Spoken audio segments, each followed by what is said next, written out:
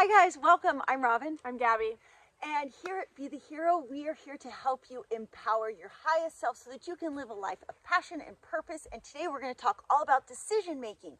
Because one thing about our life, our nomads with a purpose lifestyle, is that we travel the world. We have to decide where to go. And we have to decide what we want to do. In fact, in 2016, we spent 6 months traveling to Europe. And it was pretty cool because every day, Gabby and I would get together and decide, well, where do we want to camp? What do we want to do? Where should we drive to? And a lot of people would never do a trip like that because they don't have the capacity to make that many decisions. Now, we're not telling you should have to make that many decisions, but a lot of the reasons you're feeling stuck in life is because you've lost the ability to make hard decisions. Absolutely. I think we come across, myself included, I find myself sometimes like, oh man, it's hard to make hard decisions.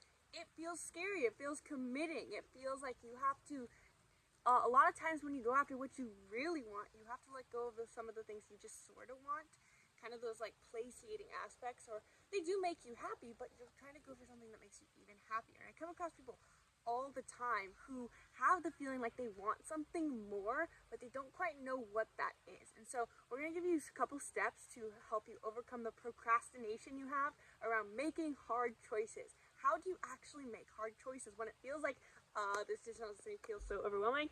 I don't really want to kind of like sit down, lay it out in front of me, and we're going to tell you how to do this.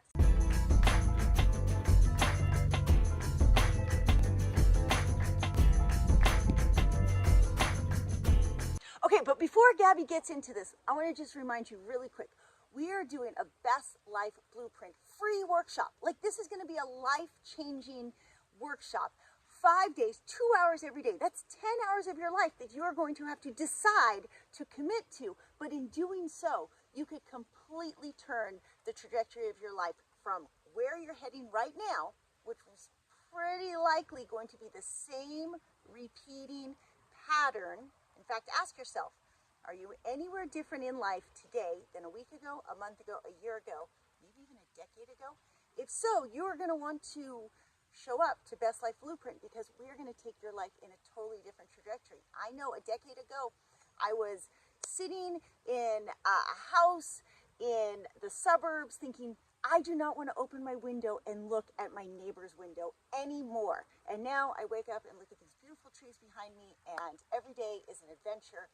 And so you don't have to live in an RV to travel full time, but you do want a better life, or a different life at least, then you'll want to come and attend our free 5-day Best Life Blueprint. Okay, back to decision making. Okay, so the first step in decision making is the first step before decision making is that you have to consciously choose to enter the decision making process.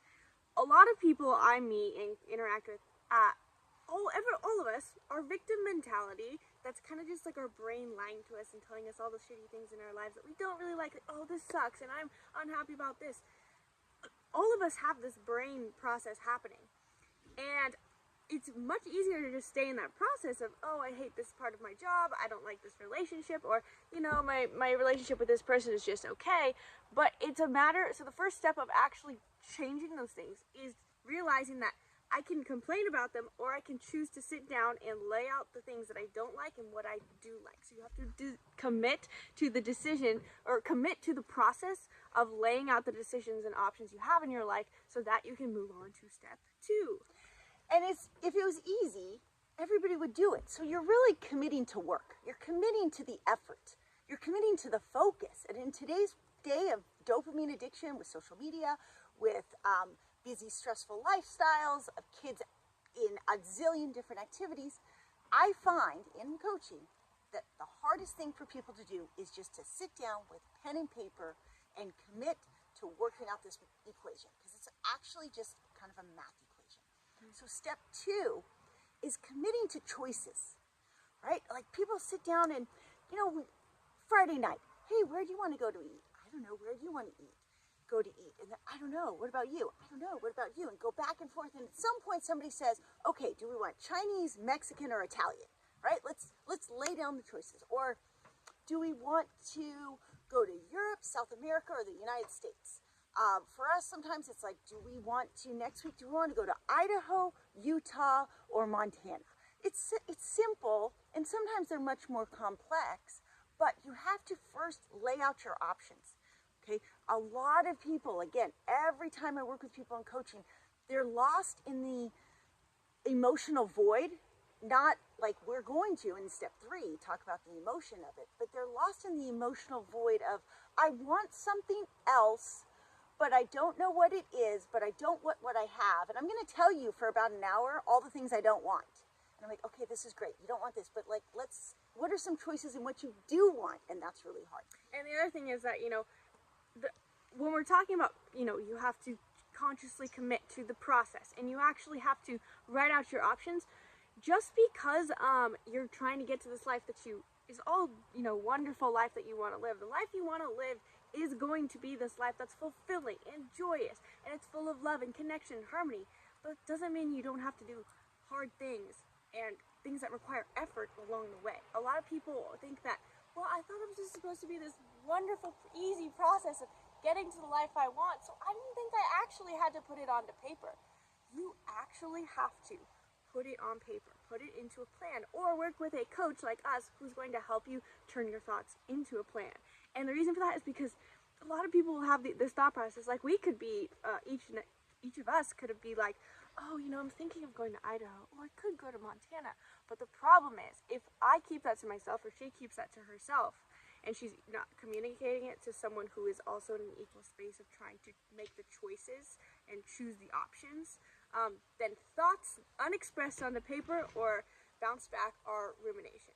And even if it's logical in your brain, and even if you're not ruminating on thoughts and feelings, which we are going to go into in a second, all of those thoughts, if you're not seeing them, turn into rumination, because though they spiral you into different subconscious triggers or subconscious patterns, or this thought about Montana leads me into thinking about this certain person, and then that person makes me think about this certain time in my life, and then all of a sudden you're not quite consciously thinking of those things, but your body's reacting to those things, and now you're not even in the prefrontal cortex, being able to consciously choose what makes the most sense to get you to where you want to go in your life.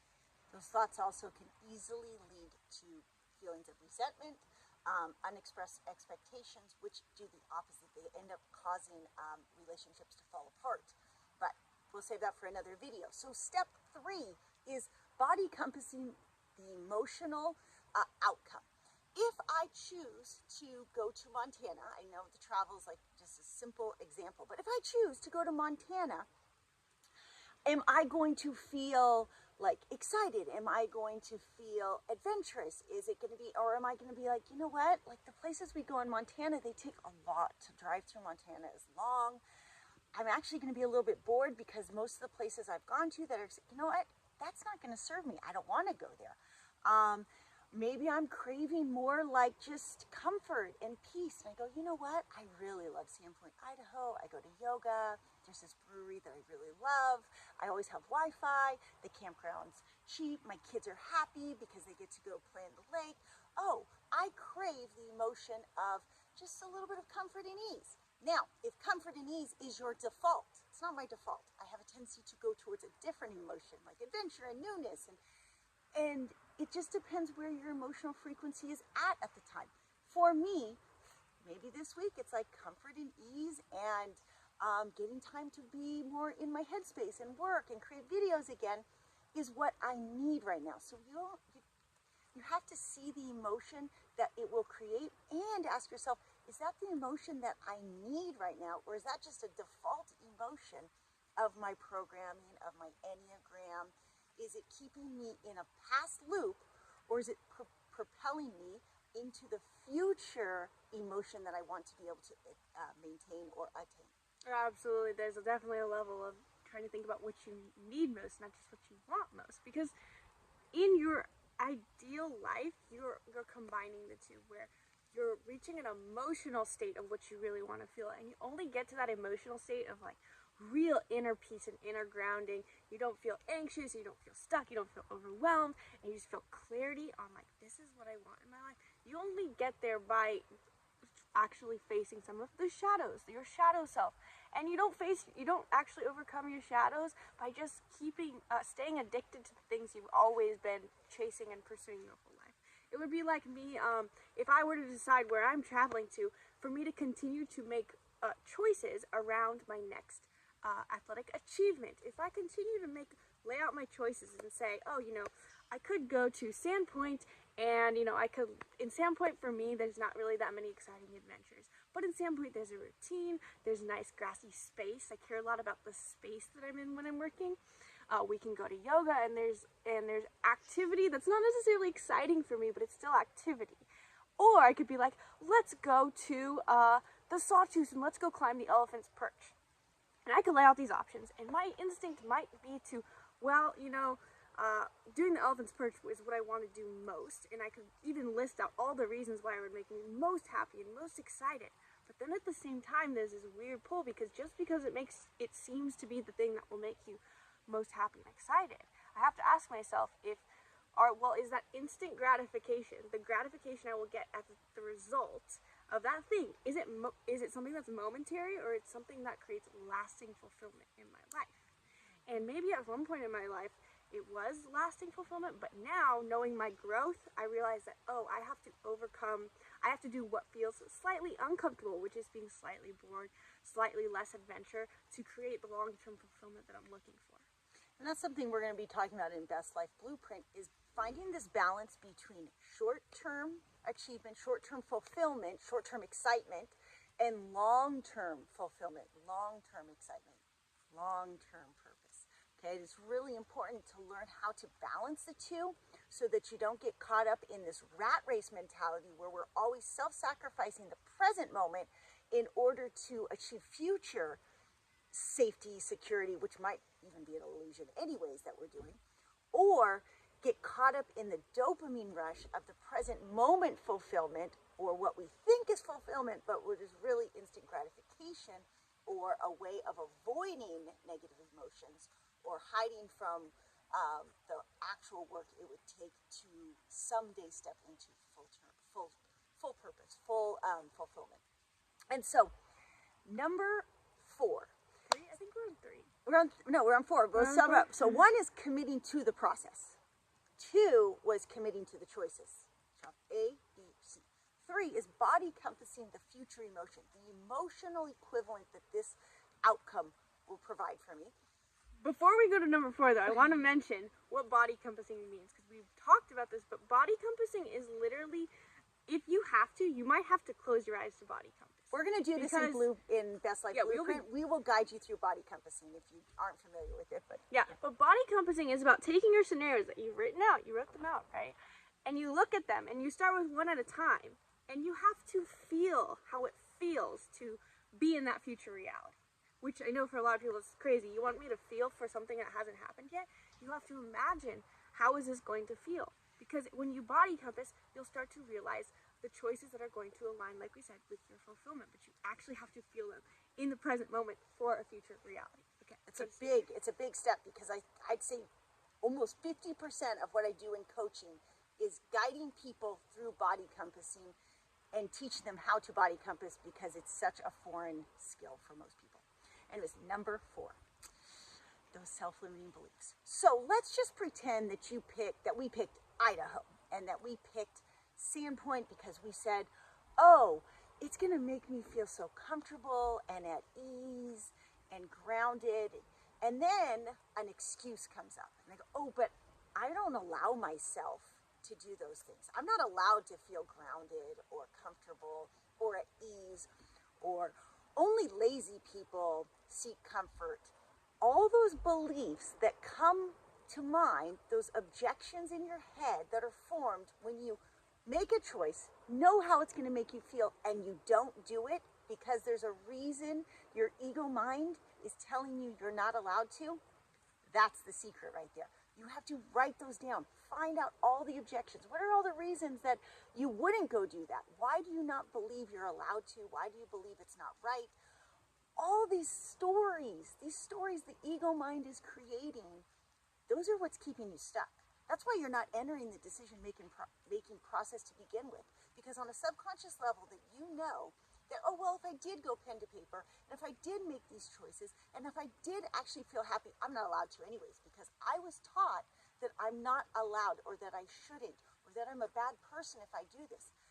You've unintentionally, it's not your fault, it's society's fault, but you've unintentionally outsourced your beliefs to a story that's not even true. Yes, it's for sure. And it's kind of, you have to shift the dialogue before you even set out on this process, or maybe, step 4, step 1 in the process, you start by saying, well, what if I could? What if I could do anything? And from that place, write out your options, because initially, like she just said, if you're not starting the process, if you're having trouble committing to writing and doing it in action, there's a good chance that there's a belief that you have that you don't deserve it, or you're going to be disappointed, or you're going to fail. You don't believe you can do it. It's gonna be hard. It's not gonna happen. That's a big one that I see people come up for people when they're not wanting to actually being able to lay out all the possibilities is hard for a lot of people because they can only think of like, well, I don't even know what could happen. I don't even believe anything more than what I have in my current reality I deserve. I don't believe that I deserve to have an amazing life. I don't really think I could have a better relationship or make more money. I don't really think that I could make money and travel at the same time. And you've created this limitation of what is possible. And so I encourage you to ask yourself, start from the place of, what if anything could happen? What if?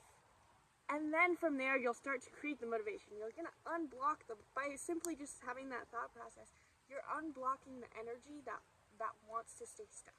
You're opening up the pathways to let the energy flow through your chakra system, and now your motivation is going to actually help you be able to complete the process of taking action and making the hard decisions. All right, so don't forget, click the link in the description, sign up for our free 5-day Best Life Blueprint, where we are going to walk you through all of this process and so much more to help you live your highest self and feel into, like really, like, I know it sounds crazy, but I mean, look at what we're around. Like, talk about abundance. Like, it just feels so great to be able to live an abundant life, have connection with the people that are most important to you, and like live a life that's exciting to wake up to. That's, you maybe don't even think is possible, but it is. Thanks for joining us, guys.